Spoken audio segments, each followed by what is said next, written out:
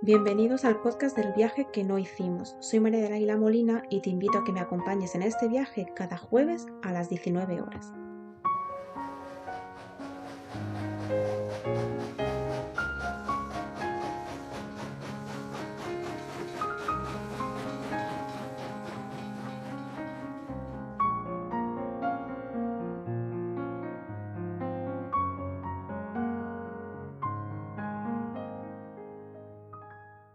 ¿Qué estarías dispuesto a hacer por amor?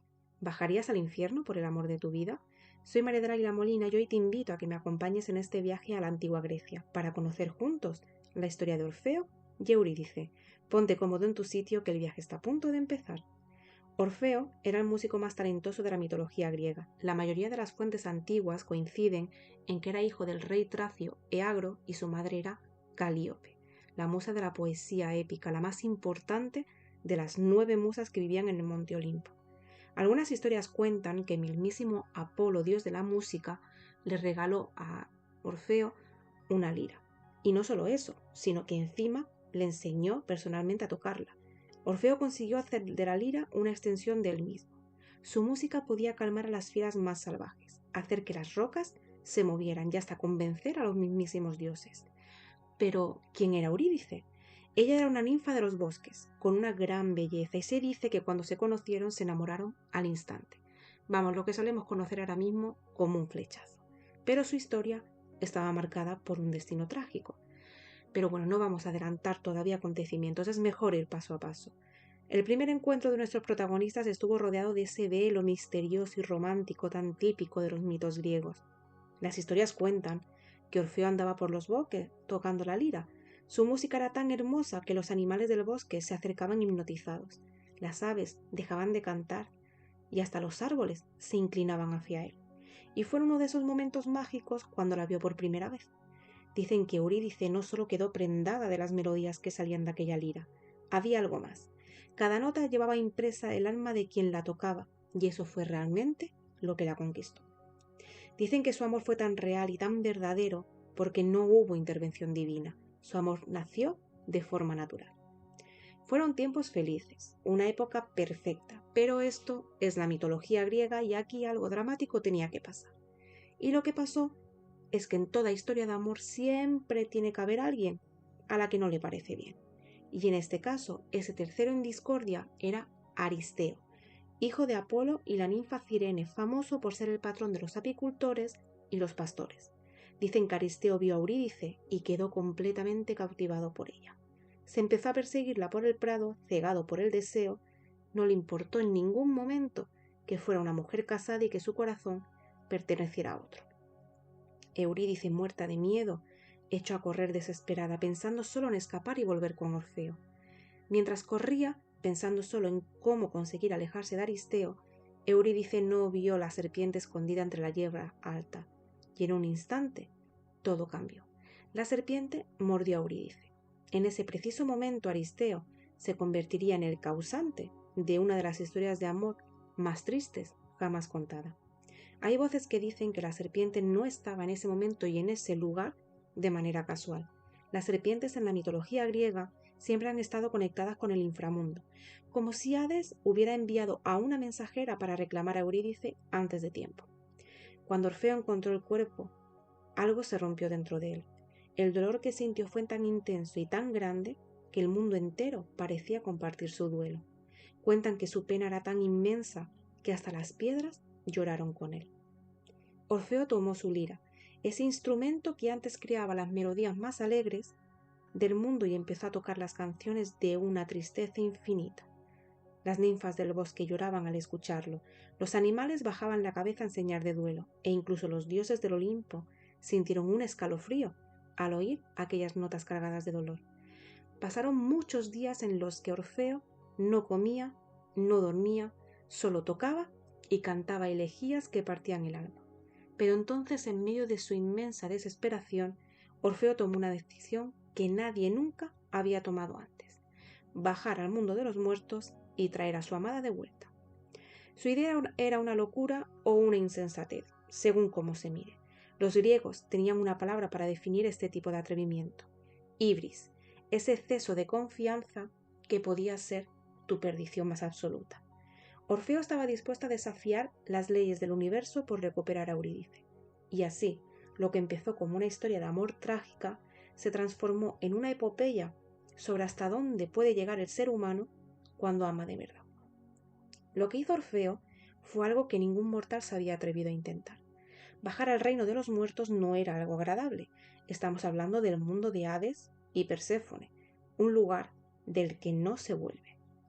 Este viaje al inframundo puso a prueba la valentía, pero sobre todo el don musical de Orfeo, ya que su idea era ablandar el corazón de dos dioses que no se caracterizaban precisamente por su compasión. Los griegos fueron los primeros en creer que el amor verdadero podía romper cualquier barrera, incluso la que separa la vida de la muerte. Orfeo dio el primer paso hacia ese reino donde la esperanza no existe. El aire era muy denso, tanto que hasta le costaba respirar, e incluso podía oír los ecos de todas las almas perdidas que allí habitaban. La barca de Caronte crujió bajo el peso de ese primer pasajero que aún estaba vivo.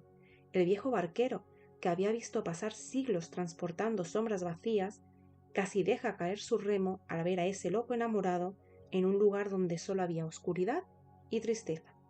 Las aguas oscuras chocaban contra el casco mientras navegaban hacia lo más profundo del reino de las sombras. El camino se abría ante él y Orfeo no dejaba de tocar. Las almas perdidas se arremolinaban a su alrededor, conmovidas por esa música que les recordaba lo que era sentir. Los castigos eternos se congelaron. La roca de Sísifo quedó suspendida en el aire. La rueda de Ixión chirrió hasta detenerse, y las pobres Danaides dejaron caer sus jarras interminables, hipnotizadas por esa melodía imposible. Y entonces llegó el momento crucial. Ante el trono de obsidiana donde reinaban Hades y Perséfone, Orfeo volcó su alma entera en la música. Las notas contaban la historia de su amor, un amor tan grande y tan fuerte, capaz de conseguir que un mortal desafiara a los dioses. Hades, el inflexible rey de los muertos, sintió algo removerse en el lugar donde alguna vez tuvo corazón. «Vengo a por Eurídice», dijo Orfeo cuando la última nota se desvaneció. «Mi esposa. La serpiente la mordió el día de nuestra boda. Les ruego, les imploro, déjenme llevarla de vuelta a la luz». El silencio que siguió fue tan inmenso que dejó helado al mismo infierno. Perséfone, que sabía muy bien lo que era ser arrancada de la vida, miró a su esposo. Sus ojos decían todo lo que las palabras no podían, y entonces ocurrió lo impensable. El señor del inframundo cedió. «Que así sea», pronunció Hades. «Eurídice te seguirá de vuelta al mundo de los vivos. Pero escúchame bien. Caminarás delante de ella todo el trayecto.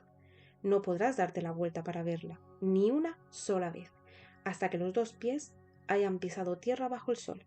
Si la miras antes, la perderás para siempre».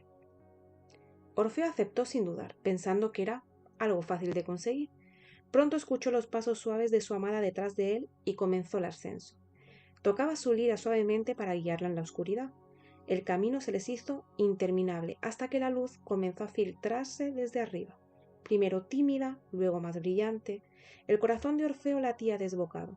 Podía oler el pasto fresco, sentir la brisa en la cara. Solo unos pasos más y habrían burlado a la muerte. Pero entonces la duda lo atacó sin piedad. ¿Y si todo era una cruel broma de los dioses? ¿Y si caminaba solo, engañado, mientras Eurídice seguía prisionera en las sombras? La incertidumbre lo devoró.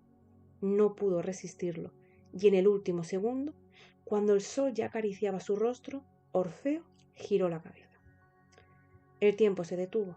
Ahí estaba Eurídice, hermosa, mirándolo con una mezcla de amor infinito y dolor insoportable. «Mi amor», susurró ella.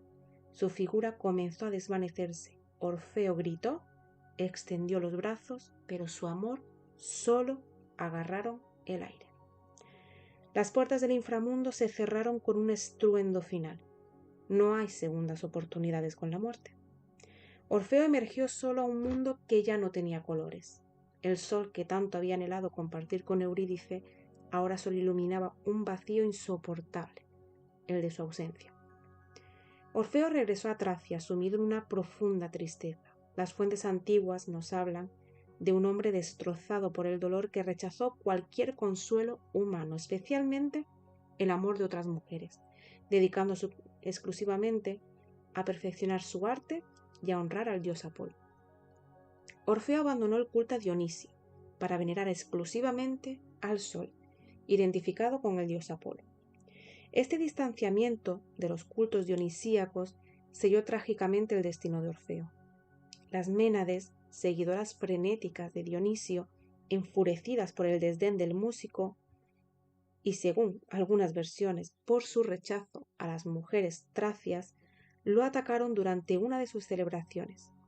Despedazaron su cuerpo y dispersaron sus miembros. Cuenta la leyenda que incluso desmembrado, la cabeza de Orfeo continuó cantando mientras flotaba río abajo hasta llegar a Lesbos.